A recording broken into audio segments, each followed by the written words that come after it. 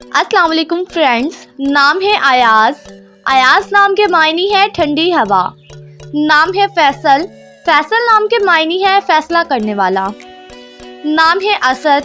असद नाम के मायने है बहादुर और शेर। नाम है रयान। रयान नाम के मायने है जन्नत का दरवाज़ा।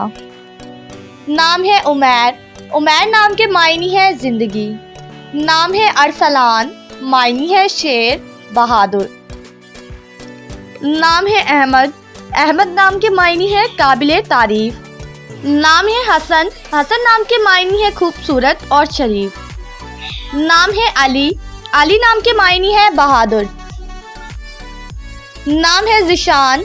जिशान नाम के मायने है शानदार और उम्दा। नाम है अरीश। अरीश नाम के मायने है एक बहादुर सिपाही। नाम है हमदान।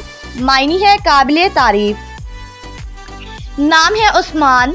उस्मान नाम के मायने है हिकमत वाला। नाम है शुएब। शुएब नाम के मायने है सीधा रास्ता दिखाने वाला। नाम है उमर। उमर नाम के मायने है साल या जिंदगी। नाम है कायान। कायान नाम के मायने है फारसी का बादशाह। नाम है तलहा। तलहा नाम के मायने है आसमान से फलदार दरख्त। नाम है सैफ। मायने है ताकत, तलवार या शमशीर।